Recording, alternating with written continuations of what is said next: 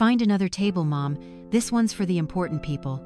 Those were the words my adopted daughter screamed at me in front of our entire family, just moments before they handed me the nearly $5,000 bill for a party that I myself had financed.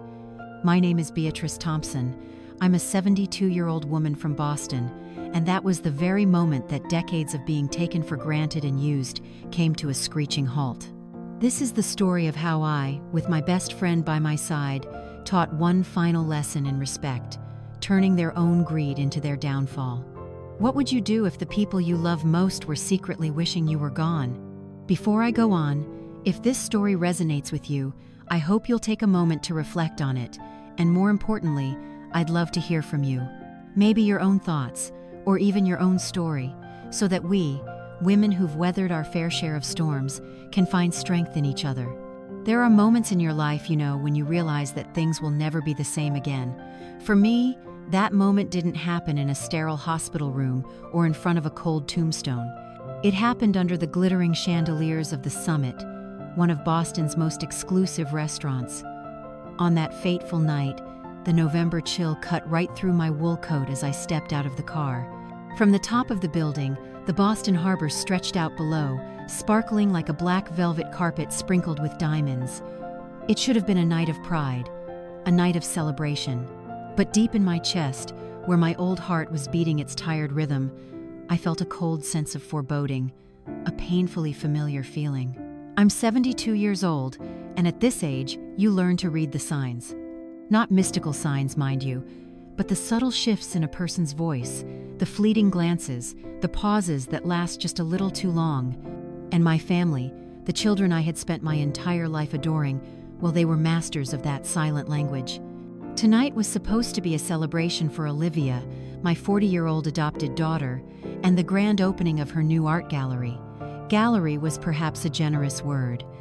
It was a small, expensive space in the South End that I had funded with a check for $250,000, drawn from the life savings my late husband and I had built.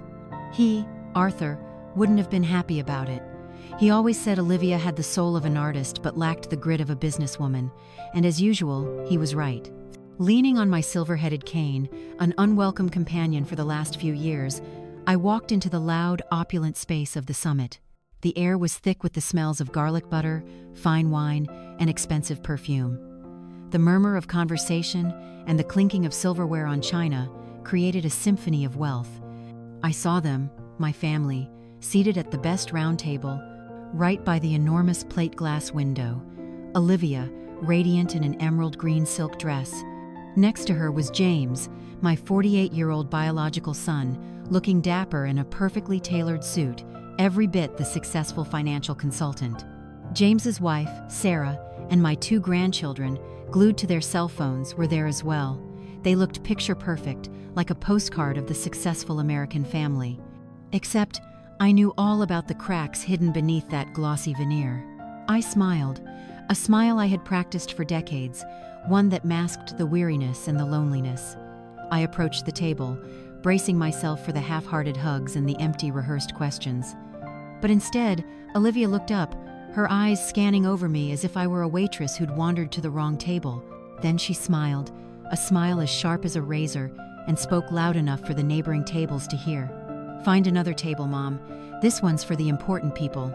A breath-stealing silence fell over the table. I just stood there, stunned, the cane in my hand suddenly feeling impossibly heavy. Then, like a dam breaking, the laughter started to erupt. Not a polite chuckle, but a full-throated, genuine laugh. Sarah, my daughter-in-law, covered her mouth with her hand. My 2 grandchildren looked up from their phones and snickered. And James, my own son, the boy I had poured my entire soul into raising after his father passed away, he just gave a small smile, a tolerant smile, as if watching a child's harmless prank. He placed a hand on Olivia's arm with a look of feigned reproach. "Now, don't be mean." But his eyes weren't smiling. For a split second, I saw a cold glint in them, a silent agreement with his sister's cruel joke. And I knew, in that gut-wrenching moment, this wasn't a joke. This was a declaration that my place in this family, in their world, had been decided. I wasn't part of the important circle. I was just the outsider, the sponsor for a party to which I wasn't truly invited. A hot flush of humiliation spread across my face, the blood pounded in my ears, and the restaurant's noise faded into a dull roar. I could feel dozens of eyes on me, the patrons at other tables, the waitstaff. I wanted the ground to open up and swallow me whole. But then, another feeling rose up, something cold and hard as steel. It was anger. An anger that had been simmering for years, now finally bubbling up from the depths of my old heart. James stood up and pulled out a chair for me. "Mom, sit down." Olivia was just kidding. His voice was still smooth, still playing the part of the dutiful son, but I wasn't falling for it anymore. I sat, the chair letting out a small creak. For the rest of the meal, I was invisible. They talked about everything. The abstract paintings Olivia had sold for astronomical prices, a corporate merger James was working on, their plans to go skiing in Aspen for the winter holidays.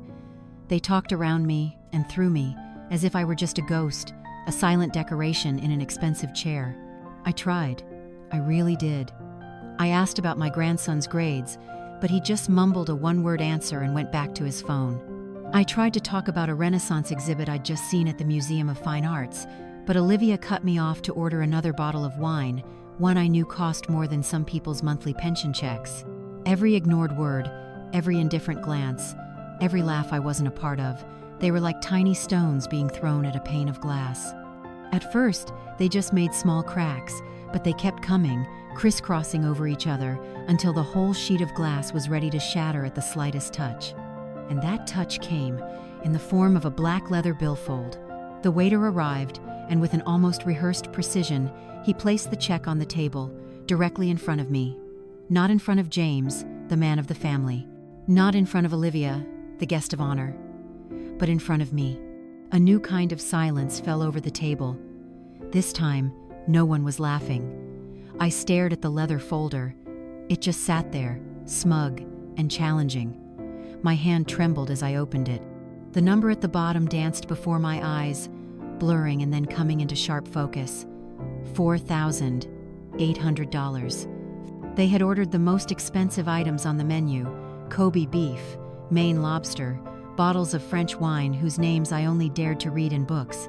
My 2 grandchildren had each ordered 2 desserts. They had turned this dinner into a spectacle of extravagance, and now they expected me to pay for the performance. I looked up. Olivia was watching me, a defiant smirk playing on her lips. Sarah was busy admiring her new manicure. James cleared his throat softly and then said, just loud enough for me to hear, in that deadly smooth tone of his, "Could you help her out this one last time, Mom? Think of it as the final gift for her project." The final gift. Those words twisted in my ear. As if the $250,000 was just an opening act, and now I was expected to pay for the grand finale. The tightness in my chest returned, sharper this time. It was hard to breathe. I looked around the table, at each and every face of the people I called my family. I saw no love. I saw no respect. I saw only expectation, indifference. I felt like a gold mine that had run dry, and they were trying to scrape out the very last veins of ore. And then, over James's shoulder, I saw her, Judith Adler, my best friend for the past 50 years. She was sitting at another table with some business associates. She had seen the whole thing. Her eyes, still sharp as a hawk's at 75, met mine, and in them I saw a righteous anger on my behalf, an understanding that needed no words. She gave me a slight nod, an almost imperceptible nod, but it contained a world of strength. It said, "You are not alone. It's time, Beatrice." And I knew she was right. It was time. I took a deep breath, the cold restaurant air stinging my lungs. I composed myself. I pushed the leather billfold to the side. My voice, when it came out, was not loud, nor was it trembling. It was clear and firm. "I will be paying for my salmon and my glass of white wine. That is all." The silence that followed was even thicker. It was so heavy you could feel it. Olivia's eyes went wide, the smirk frozen on her face. James stopped pretending to look at his watch. He looked at me, and for the first time all evening, he really looked at me, and in his eyes, I didn't see surprise. I saw a cold fury, the anger of a man who has been denied something he believes he is owed. Judith was on her feet and walking toward our table. Her very presence, as a legendary Boston businesswoman, commanded silence. "Beatrice," she said, her voice elegant but full of authority. "It's getting late. Let's go home." I stood, taking her offered arm. I didn't look back at their stunned faces. I didn't need to. As Judith and I walked out of that restaurant, leaving behind a dead silence and an unpaid bill of nearly $5,000, the cold Boston air had never felt so fresh. It felt like the first breath after being held underwater for too long. I hadn't realized I'd been holding my breath for all those years. In Judith's plush car, a comfortable silence settled between us. The driver navigated smoothly through Boston's glittering streets. I rested my head against the cold glass of the window, watching the buildings slide by, but I wasn't really seeing them. In my mind's eye, memories were unspooling like an old silent film, a film filled with dollar signs and sweet-sounding lies. I remembered the day 3 years ago when James sat at my kitchen table, spreading out complicated-looking charts and spreadsheets. He wore a crisp white shirt. He looked so smart, so trustworthy. "Mom," he'd said, his voice full of passion, "this is a foolproof investment opportunity. A biotech company is on the verge of a major breakthrough. I've analyzed all the data. If you take out a small mortgage on the house, just a small one, the returns will be enough for you to live comfortably for the rest of your life without a single worry." He used all the right words. Safe, guaranteed, analyzed. He made it feel like I wasn't just giving him money, but that I was participating in a shrewd business decision, like a partner. I signed the papers, $150,000. Months later, when I asked about the investment, he just waved his hand dismissively. "These things take time, Mom, don't you worry." Then he drove off in his brand new sports car. I never saw a single dime from that safe investment again. The film reel shifted. This time it was Olivia, 2 years ago. She was sobbing on my sofa, tears streaming down her beautiful face. "Oh, Mom, if I don't get into this art restoration course in Florence, my career is over. It's a once-in-a-lifetime opportunity to study with the absolute masters." She showed me brochures with pictures of ancient cathedrals and centuries-old frescoes. She painted a romantic picture of a young artist on the path to greatness. My heart went out to her. I'd always felt I owed Olivia something more, always wanted to make up for her difficult childhood. I gave her $80,000. A few months later, I saw the pictures she posted online. They weren't from a restoration workshop. They were of her in chic cafes, shopping in designer boutiques, and partying on yachts on the Amalfi Coast. The course in Florence, if it ever existed, seemed to have been just an excuse. Those memories, and dozens of smaller ones, money for car repairs, for security deposits, for emergency loans, to cover sudden crises, they all flooded back. They were no longer individual acts of love. They connected, forming a clear and undeniable pattern, a pattern of depletion, a pattern of exploitation. They never asked how I was, if I was lonely, if I needed anything. Their question was always, "Mom, can you help me?" And my answer, for 30 long years, had always been yes. The car pulled up in front of Judith's brownstone. She said nothing, but simply took my hand in hers.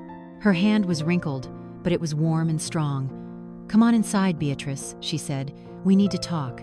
As I followed Judith into her luxurious penthouse, I knew that this night was about more than just the end of a terrible dinner. Judith's penthouse was like an oasis of calm, floating high above the hustle and bustle of Boston. The walls were covered in contemporary art that I knew was valuable enough to support a family for years. The air smelled faintly of lilies and sandalwood.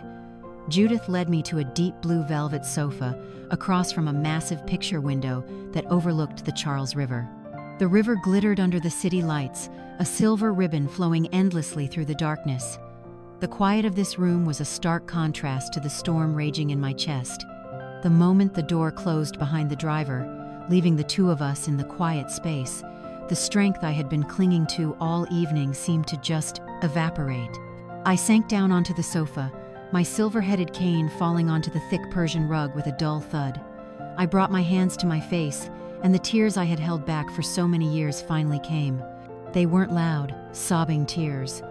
They were the silent, hot kind that streamed through my fingers, soaked with decades of exhaustion and heartbreak. Judith didn't say a word. She just walked over to her marble-topped bar and poured 2 glasses of cognac, the drink she always called the antidote for a broken soul. She placed 1 glass in my trembling hand and then sat in the armchair opposite me, waiting quietly. She knew I needed to let that flood of emotion out before I could possibly speak. She'd always been that kind of friend, patient, understanding, and always there. After a long while, when the sobs had subsided, I finally lowered my hands. My face was blotchy and wet. I lifted the glass, the warmth of the brandy seeping into my cold palms. "Thank you, Judith," I whispered, my voice hoarse. "Don't thank me," she replied, her voice low and clear. "Tonight, that was the last straw, wasn't it?" I nodded, unable to speak. The fiery cognac slid down my throat, but it couldn't burn away the block of ice that had settled in my chest. I looked out the window at the glittering river. It wasn't just the last straw, Judith, it was the whole ocean. And I started to talk. I told Judith everything, not just the big things like James's investments or Olivia's art courses.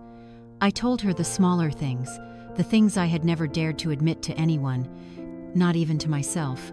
I told her about the phone calls that always began with a sigh and ended with a request. I told her about the forgotten birthdays, the holidays I spent alone in that big house, waiting for a call that never came. I told her about the constant nagging guilt, the feeling that I had never given enough, that I had to try harder and harder to buy the love of my own children. As I spoke, a terrible realization dawned on me. My life wasn't my own anymore. It had become a series of reactions to their demands. I had become a shadow, a name on a bank account, the caretaker of a house they only saw as a place to visit when they needed money. Judith listened, without a word of judgment, her eyes never leaving my face. When I finished, silence filled the room again, but this time, it wasn't heavy. It was a silence of complete understanding. "Well, that's enough of that," Judith said, her voice turning hard. "Beatrice, you've given, and you've given. You've given them everything except the one thing that mattered most: boundaries." "I know," I whispered, ashamed. "But I didn't know how. They're my children. They are grown adults who are exploiting your love," she said bluntly without an ounce of pity. "And you have let it happen." Her words were like a slap, but I knew they were true. I had been complicit in my own unhappiness. The pain in my chest flared up again, a familiar ache I'd been living with for months. I put a hand to my heart, wincing slightly. Judith saw it immediately. "Is it hurting again? You haven't looked well lately. Have you seen a doctor?" And that's when my final wall of defense crumbled. The real story, the real reason for my despair, the secret I had been hiding for 3 long months, was about to come out. I looked at my best friend, the woman who had been with me through marriage, widowhood, and the joys and pains of motherhood. I owed her the truth. I took a deep breath, trying to keep my voice steady. "There's something else I have to tell you, Judith. Something much worse than what happened at the restaurant." I got up, walked over to my purse on the table, and pulled out a white envelope. It was crumpled at the corners from how many times I had taken it out to read it. I handed it to Judith. "I got this 3 months ago." Judith took the envelope, her eyes narrowing as she pulled out the single sheet of paper inside. It was a diagnosis from Massachusetts General Hospital. As she read, I could see the color drain from her face. The hardness was gone, replaced by an unmistakable look of horror. "Oh my God, Beatrice," she whispered, looking up at me. "Congestive heart failure, late stage, needs urgent coronary bypass surgery." I nodded, returning to the sofa and sitting down, feeling utterly drained. "The doctors say it's a complicated surgery. The success rate is only about 50-50. But without it, they said I have a year, at most." Judith put the paper down and came to sit beside me on the sofa. She took my hand. This time, her hand was ice cold. "Then we'll find the best surgeon. Money is no object. I'll take care of everything. You're having the surgery." "No," I said, my voice barely a whisper. "I'm not having it." Judith stared at me, dumbfounded. "What are you talking about?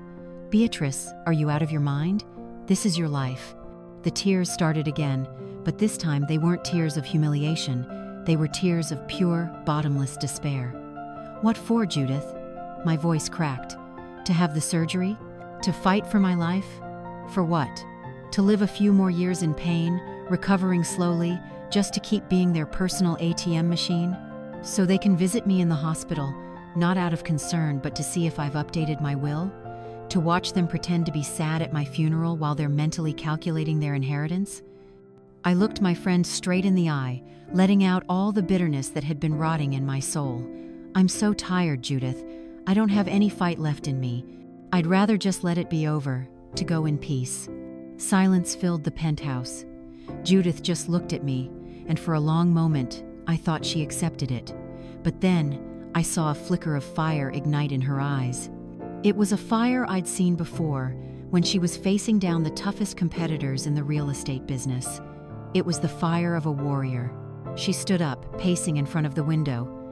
"No," she said, her voice like steel. "I do not accept that. Beatrice, you listen to me." She turned and pointed a finger at me. "You are not going to die. Not yet. You are not going to let them win like this. Do you understand me? If you die now, your story ends with you as a victim, a poor mother who was used by her children until she died. That is not your legacy. The Beatrice Thompson I know is a strong woman who raised 2 children on her own after her husband died. She was a respected professor who inspired thousands of students. She is not a quitter." She came over and knelt in front of me, taking both of my hands in hers. "You will not go out as a victim, Beatrice. You will have the surgery. But first," and her eyes lit up with a daring idea, "we are going to give you a reason to fight. We are going to give you a reason to want to live." I looked at her, confused. "What reason?" Judith smiled, a sharp, calculating smile. "A plan," she said, "a plan to take back what's yours. Not the money, Beatrice. Your dignity, your self-respect, your life." She stood up, her weariness completely gone, replaced by a powerful energy. "Here's what we're going to do. Tomorrow, you will call a meeting with James and Olivia. You will announce that you are cutting off all financial support. Not another dime. Then, we sit back and we watch. We will see what those wolves in sheep's clothing do when their food supply is gone. We will see their true colors. And you," she looked at me, her eyes full of encouragement, "you will find your strength in that truth. You will find your anger. And that anger, my friend, will be the best medicine to keep your heart beating."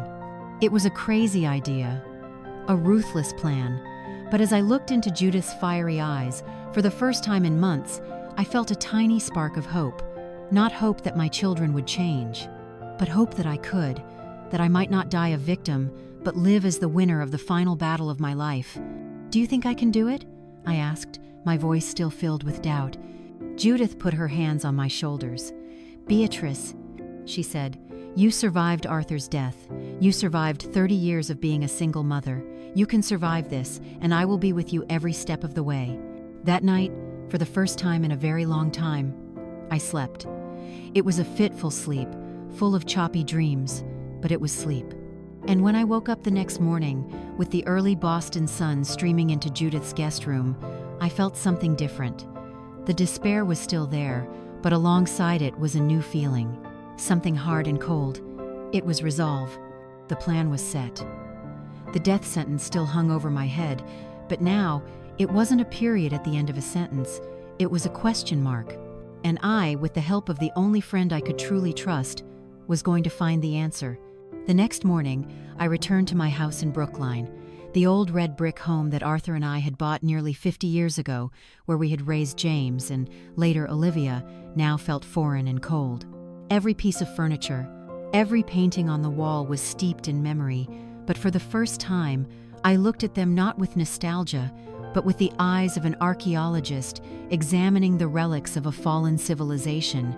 The warmth was gone, leaving only a large, silent space filled with lies and unending requests. I spent the morning preparing, not by making tea and cakes, but by preparing myself mentally. I stood in front of the bedroom mirror, staring at my own reflection. A 72-year-old woman, her silver hair in a neat bun, the lines around her eyes and mouth telling stories of smiles and worries. But my eyes, they looked tired, sunken, and lifeless. Today, I told myself, these eyes had to find their fire again. Judith was right. I would not go out as a victim. I put on a navy blue wool dress, the color of calm and authority, and a simple string of pearls Arthur had given me for our 20th anniversary. These weren't clothes, they were my armor. At 3 o'clock in the afternoon, I sent a brief text to both James and Olivia. Be at the house immediately. I need to have an important talk. I didn't use soft words like dears, and I didn't ask if they were free. It was a summons. Olivia arrived first. She pulled her white sport utility vehicle into the driveway, the crunch of the gravel under the tires sounding like an act of defiance. She walked into the house without knocking, tossing her designer handbag onto an antique armchair. She was dressed in an expensive business suit, looking busy and important, but the dark circles under her eyes couldn't hide the anger still simmering from the night before. "What is it, Mother?" she asked, her voice clipped, offering no greeting. "I have an important meeting." I didn't answer right away. I just calmly poured myself a cup of chamomile tea. "Sit down, Olivia. We'll wait for your brother." My calmness seemed only to infuriate her more. She crossed her arms, pacing restlessly on the rug. "I don't have time for these mysterious games. Last night was bad enough. You embarrassed us in front of the entire restaurant." "Did I embarrass you?" I asked, my voice still perfectly level, without a ripple. "Or did I simply refuse to pay for my own humiliation?" Olivia opened her mouth to argue, but just then, James's luxury sedan pulled in. He walked in, his demeanor the complete opposite of his sister's. He smiled, a warm, manufactured smile, and came over to give me a light kiss on the cheek. "Hi, Mom. What's so urgent that you had to call us over?"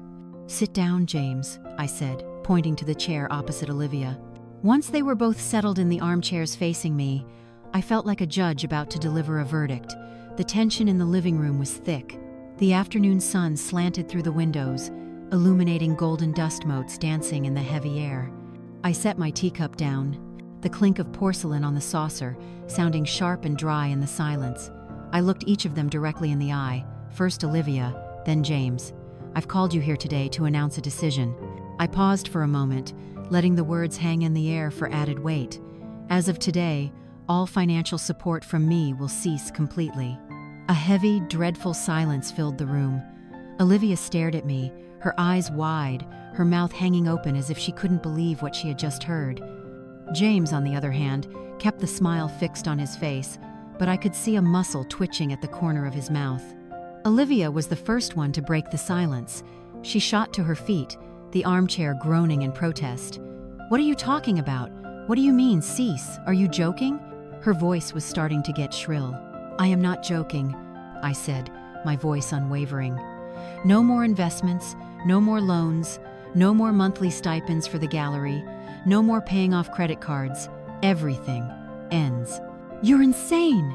Olivia shrieked, her beautiful face twisting in fury. "You can't do this. I just opened the gallery. I have bills to pay. Artists need to be paid. You're deliberately trying to ruin my life." "No, Olivia," I said, looking her straight in the eye. "I gave you $250,000. That is a start most people can only dream of. The rest, you will have to figure out on your own, just like every other adult."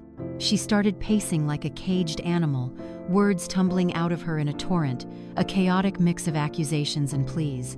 "Is this because of last night? Because of one little joke? You're treating me like this? I'm your daughter?" "Yes, you are my daughter," I said. And this time, a sliver of bitterness crept into my voice. "And I am tired of having to buy your love and respect." Just then, James spoke up, his voice still smooth and full of concern. He stood, walked over to me, and placed a hand on my shoulder, a perfectly filial gesture. "Mom," he said softly, as if speaking to someone who was ill. "I know you were upset about last night. We were wrong. But please don't make such a rash decision in a moment of anger." He turned to Olivia. "Sit down. Don't stress Mom out anymore." Then he turned back to me, leaning in close to my ear, his voice laced with worry. "But your health is the most important thing. Did the doctor say something? Has someone been putting ideas in your head? You look very pale." It was a masterstroke. He didn't argue about the money. He attacked my competence, my lucidity. He was painting me as an old, sick woman, no longer capable of making sound decisions. He was trying to plant a seed of doubt in Olivia's mind, and even in my own. This wasn't a rational decision, but a symptom of decline. "Don't you worry about a thing," he continued, squeezing my shoulder gently. "You just let me handle all the finances. You just need to rest." And there it was, the endgame revealed. It wasn't just about the money, it was about control. Complete and total control. I shrugged his hand off, not forcefully, but with a definite finality. I stood up to face them both. "My health is not the issue here, James, and no one has been putting ideas in my head. This is my decision, one made with a perfectly clear mind and one I should have made years ago." I looked at them both. They were silent now, stunned by my unexpected resistance. "You are both adults. James, you are nearly 50, a financial consultant. Olivia, you are 40. It is time for you to stand on your own 2 feet and live within your own means." The silence stretched for a few seconds, and then a new storm began. Olivia started screaming again, this time with more venom. She called me a selfish mother, said I was hoarding my money until I died. James tried to play the peacemaker, but his words were laced with a subtle threat. "Mom, you should reconsider. At your age, you need your family around you." I had heard enough. "This conversation is over," I said, my voice rising, cutting through Olivia's shouting. "You can leave." Olivia stared at me in disbelief, then grabbed her purse and stormed out, slamming the front door so hard the pictures on the wall rattled. James was not in such a hurry. He stood there, staring at me, the smile completely gone, revealing a cold, calculating expression. "You're going to regret this," he said in a low voice. Then he turned and walked out, leaving me alone in the silent living room. I stood there in the quiet, and I could feel my heart pounding in my chest. My hands were shaking. I had done it. I had declared my independence. But what was the cost? Perhaps I had lost my children. But then another thought flickered through my mind. Perhaps I never really had them in the first place. The days that followed were a psychological war. Olivia, as I had predicted, began a campaign of telephone terrorism, dozens of calls and texts every day. At first they were pleading, begging. "Mom, I'm so sorry. I was wrong. Please reconsider. The gallery is all I have." When I didn't respond, the messages turned accusatory. "I can't believe you're doing this to me. You never really loved me. You only loved James." And finally, when my silence continued, they became vile, venomous curses filled with hatred. James was far more subtle. He didn't ask for money. He played the role of the devoted son trying to heal a broken family. He visited often, always bringing something: a box of expensive supplements, a thermos of ginseng chicken soup that he said was good for your heart, a book he thought I might enjoy. He would sit with me for hours, asking about my health, making small talk. But behind that caring facade was a calculated strategy. He constantly dropped hints about my future medical bills. I spoke with a top cardiologist in New York. "The costs are quite high, but your health is what's most important." Then he would sigh. "If only your estate was a little simpler to manage. So many accounts, so much paperwork. You should just focus on resting. Let me handle everything else." He was crafting a narrative. The dutiful son, burdened with caring for his sick mother, while his sister was selfish and uncaring. He was quietly building a case, arranging the pieces for a much larger plan. I knew he was aiming for medical and financial power of attorney. He wanted total control, not just of my money, but of my life. I played along with his charade. I accepted the soup, took the supplements, and nodded at his advice, but inside I felt a cold revulsion. I was seeing the true face of my son, a wolf in sheep's clothing, a patient predator waiting for his prey to weaken. Winter descended on Boston, bringing with it biting winds off the Atlantic and dusting the city with a layer of gray snow. The cold outside seemed to mirror the frost that had settled over my home. The Cold War had been going on for nearly a month, a long, drawn-out month of abusive calls from Olivia and calculated visits from James. I felt like a small island being eroded by 2 opposing currents. Olivia, in her desperation, had become unpredictable. One day, she would send page-long texts detailing her struggles, how artists were demanding payment, how the gallery was on the verge of bankruptcy. She painted herself as a tragic victim and me as a cruel tyrant. The next day, she would send short, vicious texts filled with profanity, cursing me and the day she was ever adopted. Every message, whether it was pleading or cursing, felt like another small twist of a knife in an old wound. I didn't answer, but I read every single one. I needed to know what my enemy was thinking. James, in contrast, was the picture of patience. He played the good son, the only one who still cared. He brought me art books, knowing my passion. He would sit and listen to me talk about the Italian Renaissance, nodding in all the right places and asking seemingly intelligent questions. He was weaving an invisible net, soft but incredibly strong, made of caring gestures and sweet words. "Mom, I've scheduled an appointment for you with Dr. Chen at Brigham and Women's," he said one Tuesday afternoon while carefully peeling an apple for me. "He's the best in cardiac surgery. I know you haven't decided yet, but it can't hurt to get another opinion, right?" I looked at the perfectly even apple slices he was arranging on a plate. Everything he did was perfect, calculated. "Thank you, James. That's very thoughtful of you." "It's my duty, Mom," he smiled. "I just worry about you. Seeing you all alone in this big house, it doesn't sit right with me, especially with Olivia acting so crazy." He always did that, built himself up by tearing his sister down. He was playing divide and conquer, a classic tactic. Judith and I spoke every day. She was my anchor in this storm. "Just let him play it out, Beatrice," she'd say over the phone, her voice as sharp as ever. "The more perfect he tries to be, the closer he is to showing his hand. A wolf can't pretend to be a sheep forever. Sooner or later, he's going to show his teeth." And we decided it was time to speed up that process. It was time to set the bait. The plan was simple, but it required a level of acting from me that I wasn't sure I could pull off. I had to appear weak, confused, and most importantly, vulnerable. I had to become the very image James was trying to create of me, a sick, senile old woman in need of protection. That day, I called James, making sure my voice was shaky and weak. "James, dear, could you come over and help me with something? I can't find my retirement savings passbook. I can't remember where I put it." In less than 20 minutes, James's car was in the driveway. He came in, his face a mask of concern. "Mom, I'm here. Don't worry, we'll find it." I was sitting in my armchair, a hand on my chest, breathing shallowly. I had skipped my heart medication that morning, a risky but necessary move. I looked pale and tired. It didn't require much acting. "I've looked everywhere, James. Everything's such a mess. I just can't manage anymore." James sat beside me, patting my back gently. "It's okay, Mom. Let me help you get your papers in order. You just need to rest." This was the opening he had been waiting for. He spent the rest of the afternoon helping me.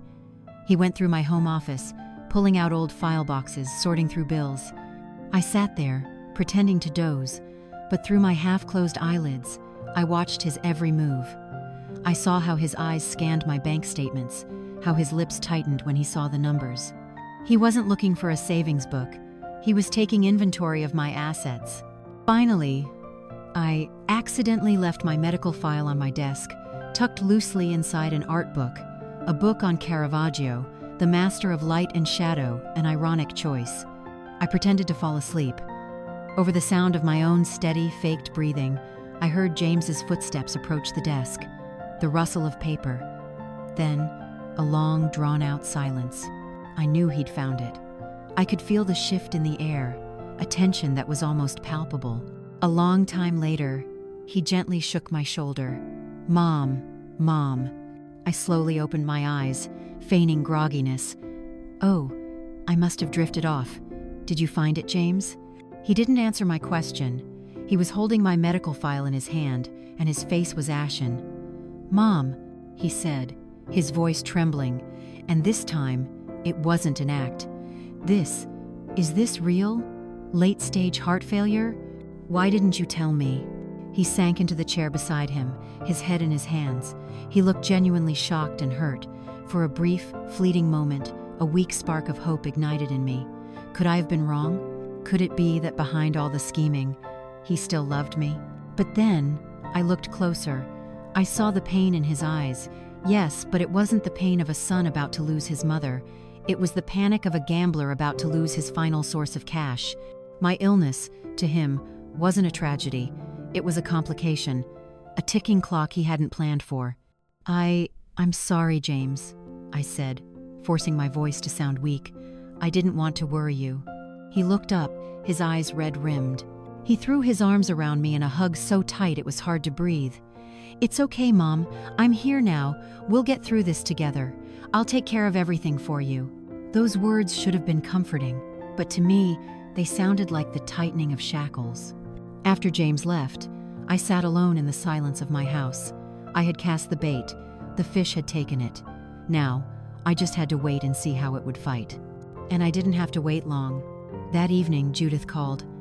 My private investigator just picked up a call, she said, her voice devoid of emotion. Do you want to hear it, Beatrice? I do, I replied, my heart hammering against my ribs. Judith put the call on speaker. A recording began to play.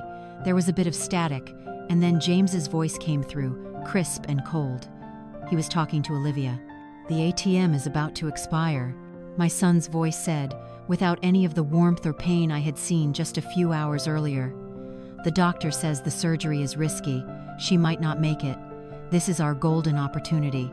I held my breath. The blood in my veins felt like it was turning to ice. Olivia's voice came on the other end, shrill and eager. So what do we do? She's already cut off all the money. We act, James replied, his voice sharp as a shard of glass. From now on, we put on the performance of a lifetime, become the most devoted children in the world, get medical and financial power of attorney as soon as possible. It has to be done before she has time to change the will. Don't screw this up, Olivia. This is our last chance. The recording ended. The silence on the phone stretched on. Beatrice? Are you still there? Judith's voice came through, laced with concern. I was still there. I was sitting in my armchair, in my own house, but I felt like I was in a free fall, plummeting into a bottomless abyss. This pain was worse than the humiliation at the restaurant. It was worse than the doctor's death sentence. This was betrayal in its purest, most naked form. They didn't love me. My illness, my fading life, was, to them, just good news. An opportunity, a countdown to their inheritance. I cried, not the silent tears I had shed at Judith's penthouse. I broke down and sobbed, guttural sounds that tore from the deepest part of my chest, the cries of a truly broken heart. I cried for the naive mother I had once been. I cried for the love I had wasted. I cried for the children I had lost long before I even realized they were gone. After the storm of tears passed, all that was left was a cold, empty void. And in that void, something began to form. It wasn't hope. It wasn't forgiveness. It was rage. A pure, ice-cold rage. They wanted me to die? They were waiting for me to die? Fine, I thought to myself, then I have to live. If there was an award for acting, my children would have been frontrunners. After that fateful phone call, my world turned into a stage, and I was the sole audience for a tragicomedy called Filial Piety. Every day was a new, elaborately staged performance filled with fraudulent lines. The play began the very next morning. The doorbell rang at 8 a.m. sharp. When I opened it, Olivia was standing there holding a giant fruit basket wrapped in sparkling cellophane. She looked haggard, her eyes puffy as if she'd been crying all night. Her usual designer clothes were replaced with a simple sweater and jeans. She looked like a genuinely grieving daughter. "Oh, Mom," she sobbed, throwing her arms around me. "James told me about your illness. I'm so sorry, Mom. I've been a terrible daughter. I was so selfish. Please, can you forgive me?" She wept on my shoulder. I stood perfectly still, not hugging her back, my body rigid. The cloying scent of her expensive perfume filled my nostrils, a sweet, fake smell. I could feel her body shaking, but I knew it wasn't from remorse. It was a performance. I gently pushed her away. "Come inside, Olivia." For the rest of the day, Olivia didn't leave my side. She cleaned the house, cooked a pot of chicken soup she claimed was from Grandma's secret recipe, and sat with me, reading poetry from an old book. She recounted childhood memories, happy stories that she seemed to have long forgotten.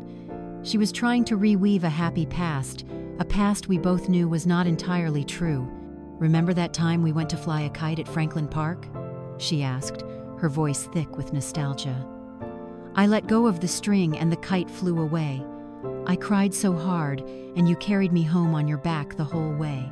I remembered, but I also remembered that afterward, she gave me the silent treatment for a week because I didn't immediately buy her a new, more expensive kite. She only chose to remember the parts that fit her script.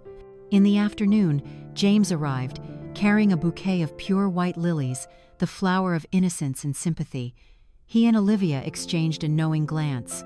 The play now had 2 lead actors. They sat on either side of me, like 2 guardian angels. "You see, Mom," James said in a warm voice, "we'll always be here for you. You will never be alone again." They began an almost flawless routine of care. In the morning, Olivia would arrive with breakfast and help me with my medications. At noon, James would stop by on his lunch break with a meal from an organic restaurant and report on the progress he was making in finding me a doctor. In the afternoon, they would be there together, taking me for a walk in the garden if the weather was nice, or watching old black and white movies with me. They were like the world's most patient vultures, circling their prey, waiting. But instead of sharp talons, they used sweet words and caring gestures. Every glass of water they brought, every blanket they tucked around me, felt like one step closer to their ultimate goal. I played along. I acted moved by Olivia's change of heart. I appeared grateful for James's thoughtfulness. I let them take care of me, playing the part of the frail, sick mother, slowly softening to her children's repentance. I knew that Judith, through the eyes of her private investigator and the secretly installed listening devices, was watching it all. We were gathering evidence, not just of greed, but of their systematic deception. Their facade sometimes had cracks. Once, I overheard them whispering in the kitchen, "Do you think she's close to signing?" Olivia's voice was impatient. "When are you going to give her the papers?" "Patience," James hissed. "It has to be the right moment. She's still suspicious. We can't blow this at the last minute." I closed my eyes, pretending to be asleep. My heart, as hardened as it had become, still felt a sharp pang of pain. And then, the moment that James deemed the right time finally arrived. It was a Thursday afternoon, about 3 weeks after the play began. A heavy rain was lashing against the windows, creating a dreary sound. The pain in my chest always got worse on damp days, and today was no exception. I was sitting in my armchair, wrapped in a wool blanket, feeling genuinely tired. James arrived alone. He said Olivia had a meeting with one of her gallery's artists. He carried a brown leather briefcase and looked very official. He sat in the chair opposite me, saying nothing for a few minutes, just staring out the window with a thoughtful expression. "Mom," he finally began, his voice low and emotional. "These past few weeks, taking care of you, I've realized so much. I've realized what an absent son I've been." He looked at me, his eyes glistening with unshed tears. "I was so wrapped up in my work, in my own goals, that I forgot that the most precious thing is family. I am so sorry, Mom." This was his grand monologue, his Oscar-worthy performance. I said nothing, just watched him. He took a deep breath and opened the briefcase. He pulled out a thick, carefully bound file. He placed it on the coffee table between us. "What is this, James?" I asked, my voice weak. "This is peace of mind, Mom," he said. "I've spoken with a lawyer. These are just standard power of attorney documents. Medical power of attorney, so I can make important medical decisions for you if you're unable to. And financial power of attorney, so I can handle all the bills, the investments, so you don't have to worry your head about any of it anymore. It will simplify everything. You just need to focus on getting better." He spoke fluently, the legal terms rolling off his tongue. He was well prepared. He pushed the file toward me. "You just need to sign here, here, and here." The final trap had been set. All the care, all the sweet talk, it had all led to this moment. The moment I would sign away my own autonomy. I looked down at the file. The black letters danced before my eyes. I could feel James's intense stare fixed on me, an expectant tension. He thought he had won. He thought the old, weak prey had finally surrendered. I picked up the pen he offered me. It felt cold and heavy in my hand. I looked at the blank line, waiting for my signature. And I remembered Judith's words. When he thinks he's won, that's when we strike. I put the pen down. I need to speak with my lawyer first, I said, my voice still frail, but with a new note of firmness in it. James's face froze. The sympathetic smile vanished, replaced by an unmistakable irritation. Your lawyer? But he's ancient. My lawyer has reviewed everything thoroughly, Mom. It's all standard. It's just to protect you. I still want to speak with him, I repeated, and Judith will want to look them over as well. The name Judith was like an alarm bell. A look of caution came over James's face. He knew Judith was no fool.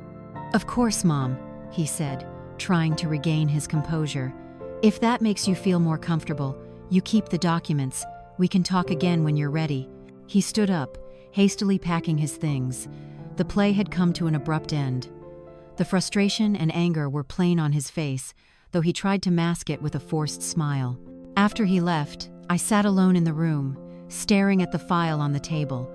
It wasn't just paper, it was tangible proof of their conspiracy. The play of filial piety was over, and the next act, the act of truth, was about to begin. I picked up the phone and called Judith. He made his move, I said, and the fish didn't bite. Good work, Beatrice. Judith's voice came over the line, full of pride. Now it's our turn. In the days after I refused to sign the documents, the atmosphere in the house grew as heavy as lead. The play of filial piety had ended abruptly. Olivia no longer showed up each morning with a fruit basket. James no longer stopped by on his lunch break with organic meals. The calls and texts dwindled, leaving only a tense, waiting silence.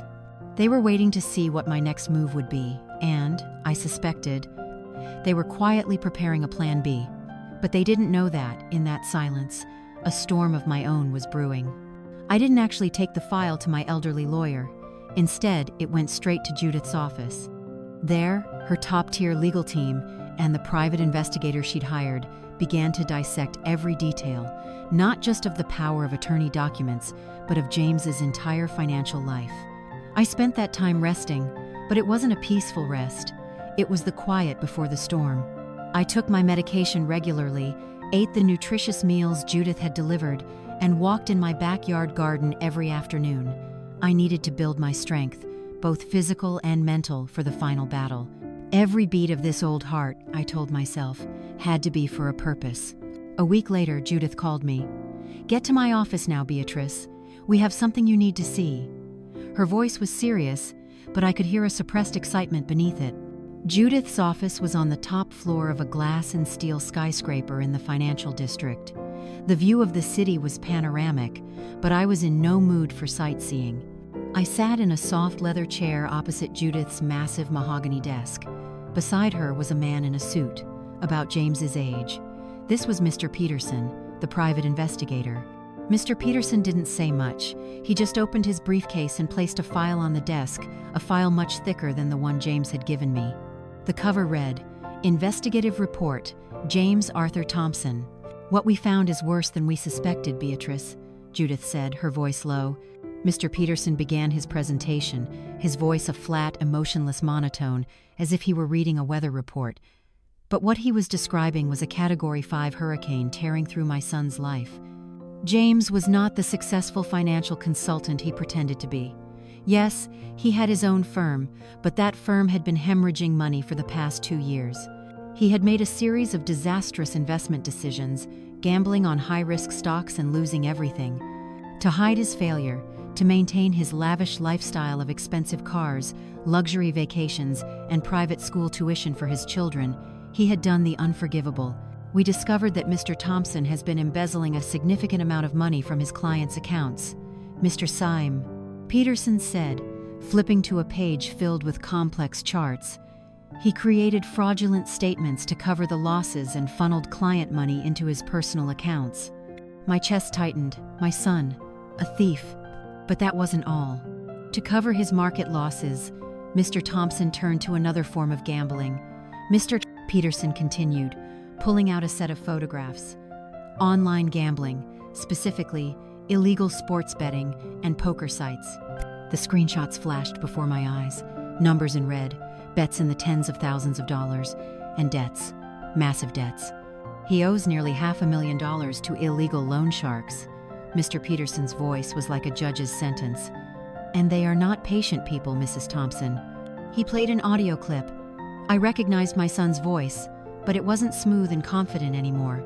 It was trembling, filled with fear. "Please, just give me one more week. My mother, she's very sick. I'm about to come into some money. A lot of money." The voice on the other end was ice cold. "You've got 1 week, Jimmy. 1 week. If we don't have the money, it won't just be you who has a problem. Your wife and kids. Your old mother. We know where they live." I shuddered. The recording was from just 2 days before James had brought me the power of attorney papers. Everything was clear now. His filial piety wasn't just driven by greed, it was driven by the desperation of a cornered gambler. He didn't just want my money. He needed it to save his own life, and he was willing to do anything, including legally orchestrating his own mother's demise to get it. The safe investments he'd talked me into, the money I had given him, none of it went into any biotech company. It had been thrown into the bottomless pit of his gambling addiction and bad business deals. He had been lying to me from the very beginning. I sat there, stunned, staring at the irrefutable proof of my son's downfall. I didn't feel pity. I didn't feel anger. I just felt a cold, hollow emptiness. The son I knew, or thought I knew, had never really existed. He was an illusion, a performance propped up by my money and his own lies. "Does Olivia know about this?" I asked, my voice a mere whisper. "We have no evidence that she was aware of her brother's illegal activities or his gambling debts," Mr. Peterson replied. "But she was certainly aware of his financial difficulties, and she was an active accomplice in the plan to seize control of your assets. Olivia, just a greedy pawn, manipulated by her brother. She wanted a life of luxury, and James had promised he could give it to her as soon as they had my fortune." "Thank you, Mr. Peterson," Judith said, signaling the end of the meeting. "You've done excellent work." When we were alone, Judith turned to me, her eyes filled with concern. "Beatrice, are you all right?" I looked up and met my friend's gaze, and she saw it. The fire. It wasn't a flicker anymore. It was a blaze. "I'm better than all right, Judith," I said, and my voice for the first time in years was filled with strength. "I thought I was fighting for my dignity. I was wrong. I'm fighting for my life. Because I know now that if I die, James will use my money to pay his debts, and Olivia will go on living her fantasy. My death won't solve anything. It would just enable their evil." I stood up and walked to the window, looking down at the bustling city below. "They underestimated me, Judith. They thought I was just a weak, sick old woman. They don't know that sometimes it's in our greatest fragility that we find our most extraordinary strength." I turned back to face Judith. "Set up the meeting. One final family meeting. Invite James and Olivia, and tell them to bring their lawyers." Judith smiled, a smile of deep satisfaction. "What are you going to do, Beatrice?" "I'm not just going to unmask the wolf," I said, a cold smile touching my own lips. "I'm going to pull out every last one of his fangs, in front of everyone." The day of the final family meeting, the Boston sky was gray and heavy, as if nature itself was holding its breath. I had chosen my living room as the stage for this final act. It had seen laughter, tears, promises, and lies. Today, it would see the truth. I wasn't alone. Judith arrived early, along with her lawyer, a sharp, cold-as-steel woman named Mrs. Davenport. Mrs. Davenport had reviewed the entire file from the investigator. She was ready. So was I. I felt no fear, no anxiety, just a strange calm, the calm of someone about to do what must be done. I wore my navy blue wool dress, my armor, and Arthur's pearls. I needed his strength with me today. At 4 o'clock sharp, the doorbell rang. James and Olivia arrived together. They weren't alone. With James was a middle-aged man in an expensive suit, undoubtedly his lawyer. They had come prepared for a legal battle. They thought I was going to argue over the terms in the power of attorney file. They had no idea what was coming. James walked in, still with his polished exterior, but I could see the tension in his clenched jaw. He gave me a stiff nod. Olivia trailed behind him, her face pale, her eyes fixed on the floor, not daring to look at me. She looked more like a child about to be punished than a 40-year-old woman. "Hello, Mother," James said, his voice trying for normal. "We're here. What did you want to talk about?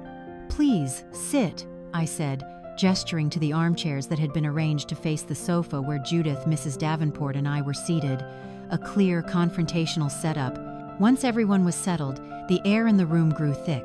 James's lawyer, a Mr. Collier, cleared his throat and opened his briefcase. Mrs. Thompson, we're here today to discuss the power of attorney documents your son presented for your consideration. We understand you may have a few questions. I held up a hand, cutting him off. Thank you, Mr. Collier. But we won't be talking about those papers today. We're going to talk about something else. I looked directly at James and Olivia. I've called you here to talk about the future. Your future. Silence fell. James and Olivia exchanged a confused glance. I said nothing more. I simply reached down, picked up the small digital recorder Judith had placed on the coffee table, and pressed play. A faint hiss, and then James's voice filled the room, painfully familiar, but the words were alien and cruel. The ATM is about to expire. The doctor says the surgery is risky. She might not make it. This is our golden opportunity. I could see the color drain from James's and Olivia's faces. James's confidence dissolved into sheer horror. He stared at the recorder as if it were a venomous snake. Olivia's mouth fell open, her face went white, then flushed a deep, shameful crimson. Their lawyer, Mr. Collier, was also stunned. He looked at James with utter disbelief. Olivia's voice came from the recorder, shrill and eager. So what do? We act, James's voice replied, sharp as ice. From now on, we put on the performance of a lifetime. I pressed stop. The room was so silent you could hear the tick-tock of the old grandfather clock in the corner. Each tick sounded like a hammer blow against their guilty silence. I looked James straight in the eye. So there you have it, James. Your play was excellent. You and your sister both. You played the part of devoted children beautifully. But you forgot one thing. Your audience wasn't nearly as foolish as you thought. James scrambled to regain his composure. You spied on us? You have no right. I have every right, Mrs. Davenport cut in, her voice like ice. The call was made from the landline in this very house, and we have evidence that this was not the only time you conspired against your own mother. I know my illness was the best news of your lives. I continued, and this time, the pain in my voice was impossible to hide. You don't care if I live or die, you only care about the money. That's not true, Mom. Olivia burst into tears, the sobs finally breaking free. I didn't mean it. Shut up, Olivia, James snapped, the panic finally shattering his calm facade. He turned to me, forcing a smile. Mom, this is all just a misunderstanding. We were just worried about you. We said some foolish things. Enough, James, I said, my voice rising, cutting through his lies. The act is over. I signaled to Judith. She took the thick file the investigator had prepared and placed it on the table with a hard, definitive thud. If Mr. Collier here wants to talk about legal matters, Judith said, looking directly at the flustered lawyer, then let's talk about legal matters. For example, the felonies of fraud and embezzlement. Mrs. Davenport began to turn the pages of the file, her voice as steady and precise as a prosecutor reading an indictment. She spoke of James's failing firm. She spoke of the falsified financial statements. She spoke of the clients whose life savings he had stolen. With every word, the color drained further from James's face. He sank back into his chair, his head in his hands. Then Mrs. Davenport spoke of the gambling debts, $500,000, and the threats from the loan sharks. Finally, she played another recording, the call between James and the loan shark. His trembling, pleading voice filled the room. My mother, she's very sick. I'm about to come into some money, a lot of money. When the recording ended, everything was utterly broken. James was no longer a successful financial consultant. He was a criminal, a bankrupt gambler, a cornered con man. Olivia stared at her brother, her eyes filled with horror and disgust. You lied to me, she whispered. You said it was just a temporary setback. You said Mom's money would fix everything. Shut up, James roared, jerking his head up. He looked at me, his eyes wild with a crazed, hateful glare. This is all your fault. If you had just given me the money like you used to, none of this would have happened. You have a fortune. You're stingy and selfish. Selfish? I asked, and I laughed. A dry, humorless sound. I gave you my entire life, James. And what did you do with it? You threw it away in online casinos and on a mountain of lies. Mr. Collier, James's lawyer, stood up. He looked shocked and deeply ashamed. I don't believe I can represent my client any longer, he said, hastily gathering his things and practically running from the room. Now, it was just us. A family, completely and irrevocably shattered.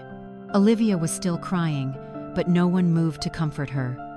James just sat there, catatonic, like a beast that had been defanged. I stood up, feeling a bone-deep weariness, but also a sense of release. Finally, it was over. Every secret was out. The velvet curtain of the play had been pulled down, revealing a bare and ugly stage. I looked at them, my 2 children, 2 strangers sitting in my living room, and I knew what I had to do next. The living room, which moments ago had been as tense as a courtroom, was now submerged in a heavy, suffocating silence, the silence of the naked truth. James sat motionless in his chair, his vacant eyes staring at a fixed point on the rug. He looked like a building that had its foundations ripped out from under it, waiting to collapse. Olivia had stopped sobbing. All that remained were choked, broken hitches of breath. She was curled in on herself, small and pathetic, as if she wished she could simply disappear. I looked at them, the 2 products of my love and my mistakes. I had thought that after exposing everything, I would feel a sense of triumph, of victory.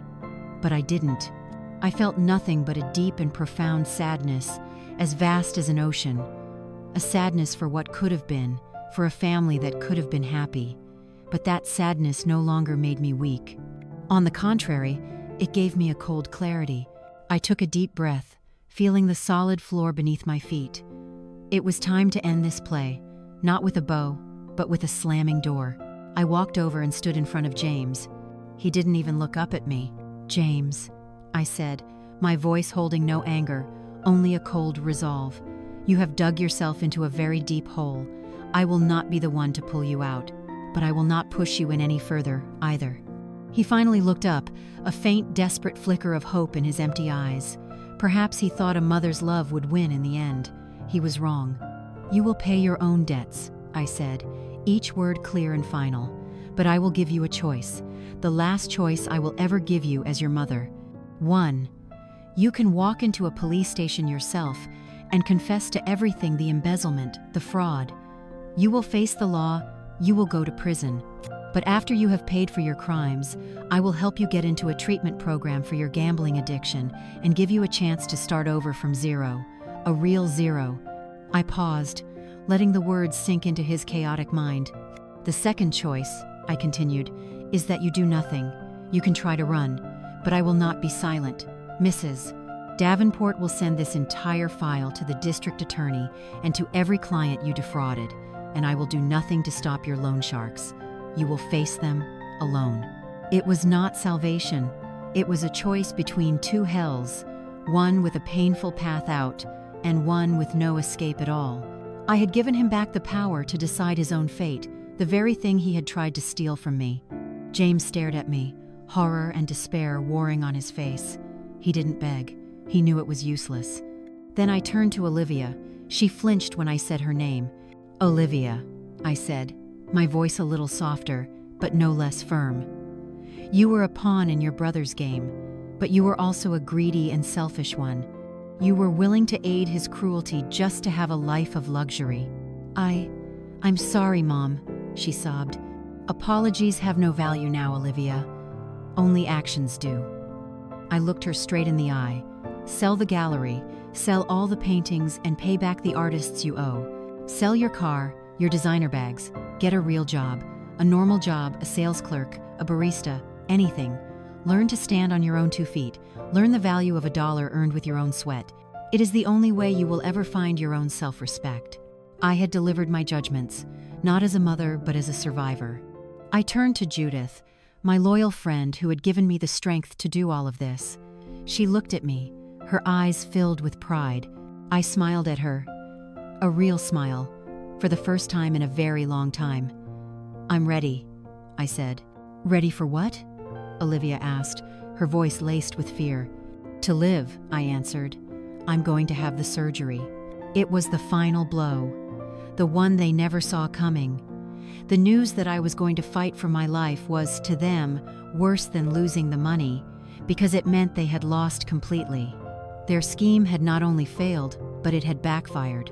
It had given me a reason to live. I didn't wait for their response. I walked out of the room with Judith and Mrs. Davenport, leaving James and Olivia alone in the wreckage of their lives. As I crossed the threshold, I didn't look back. I was walking out of my past and into an uncertain future, but it was a future that was mine. 2 years later, I'm sitting on a bench in the Boston Public Garden. Judith is beside me. The golden afternoon sun of autumn is filtering through the turning leaves, painting a beautiful picture. I'm breathing easily now. The tightness in my chest is gone. The surgery was a success. The doctors called it a miracle. They said I had the heart of a warrior, but I know what really healed me wasn't the surgeon's scalpel. It was the decision I made in my living room that day. The decision to cut out the most malignant tumor of all, the toxic relationship with my own children. I used to think that to give was a mother's instinct, but I was wrong. The strongest instinct must be self-preservation. I realized that whether I lived or died, all they cared about was the money. And knowing they were waiting for me to die, that they didn't care about my life, gave me every reason to live. James chose the first option. He turned himself in. I heard he was sentenced to 5 years in prison for fraud. I haven't visited him. Perhaps one day I will, but not now. He needs to walk his own path of penance, alone. Olivia, surprisingly, did as I said. She sold everything. The last I heard, she was working in a small coffee shop in Vermont. She sent me a postcard last Christmas. There was no apology, no request, just a single scrawled line. "The snow is beautiful up here, Mom." Perhaps she's finally learning to find beauty in simple things. I don't gloat over their downfall, but I no longer ache for them either. I have cried enough tears for them. I spent most of my life living for others. Now, the rest of it, however much or little there may be, is for me. I sold the house in Brookline and moved into a smaller apartment overlooking the Charles River. I've taken up painting again, a passion I had long forgotten. I travel. I see my friends. I spend time with Judith. I live. Every morning when I wake up, I place a hand on my chest and feel the steady rhythm of my heart.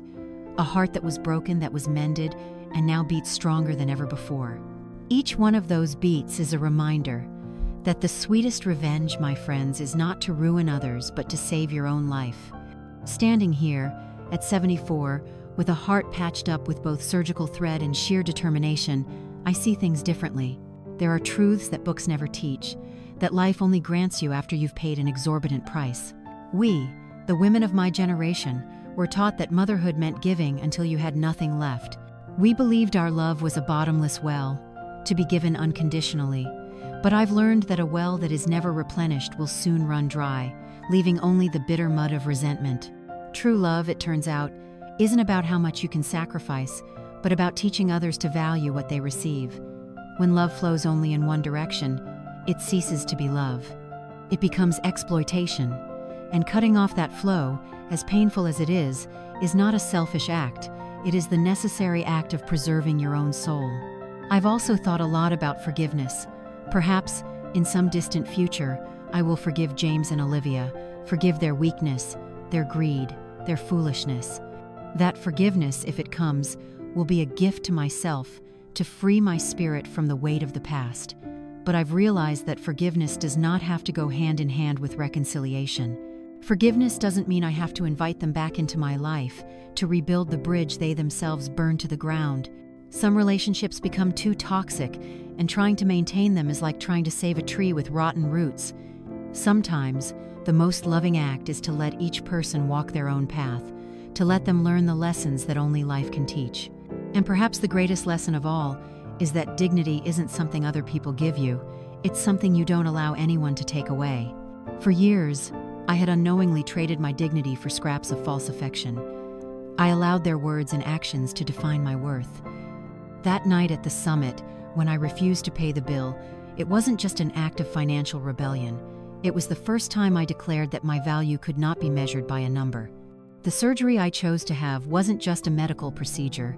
It was an affirmation that my life, my time, the very beat of my heart was my own, and it was precious. Life taught me a cruel but necessary lesson, that sometimes, to find yourself, you must be willing to lose what you thought was everything. And when you're standing in the ashes of your past, you realize you didn't just survive, you were reborn, stronger, wiser, and freer than you ever were before. And that freedom, my friends, is the true inheritance.